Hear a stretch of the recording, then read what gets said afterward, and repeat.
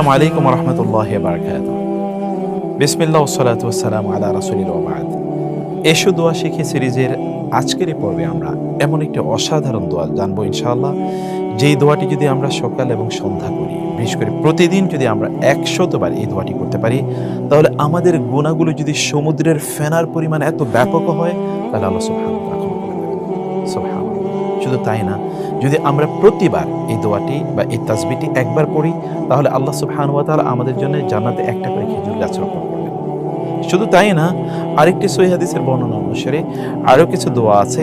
এই দোয়াগুলোর সাথে যদি আমরা এই দোয়াটি পড়ি, তাহলে আল্লাহ সুবহানাহু ওয়া তাআলা আমাদের জন্য জান্নাতে একটি গাছ রোপণ করবেন প্রতি দোয়ার জন্য, এবং এর মাধ্যমে বিশাল বাগান তৈরি হয়ে যাবে, তাই না? সুবহানাল্লাহ। একবার চিন্তা করে দেখুন যে জান্নাতে আপনার জন্য আলাদা বাগান তৈরি হয়ে যাবে, এবং জান্নাতের একটা খেজুর গাছের দাম কি পরিমাণ হতে পারে একবার চিন্তা করে দেখুন। শুধু তাই না, আমরা তো দাড়িপাল্লার কথা জানি, যেখানে আমাদের আমলগুলো আল্লাহ সুবহানাহু ওয়া তাআলা ওজন করবেন। ফামান ইয়ামাল মিসকালা যাররাতিন খায়রান ইয়ারা যাররাতিন শাররান ইয়ারা। যেখানে আমলের দাড়িপাল্লার ভালো আমলের পাল্লাটি যদি একটু ভারী না হয়ে যায়, ভালো আমলেরটি, তাহলে কিন্তু কোনো নিস্তার নাই। সেই আমলের দাড়িপাল্লাটি এত বিশাল যে গোটা আসমান এবং জমিন যদি ওই দাড়িপাল্লায় তুলে দেওয়া হয়, তাহলেও ওই দাড়িপাল্লাটির কাছে আসমান এবং জমিন খুবই ছোট মনে হবে।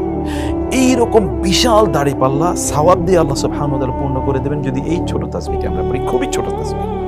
এবং ফেরেশতারা সদা সর্বদা এই তাসবিহ পড়েন, অর্থাৎ ফেরেশতাদের এই পুত পবিত্র অবস্থার অর্জন আমাদের মাধ্যমেও হতে পারে, আমাদের মাধ্যমে হতে পারে যদি আমরা সেই দোয়াটি পড়ি। তাহলে দোয়াটি কি? চলুন আমরা এই দোয়াটি জেনে নিই। খুবই ছোট একটি দোয়া, মুখস্থ করে নেবেন আমার সাথে ইনশাআল্লাহ।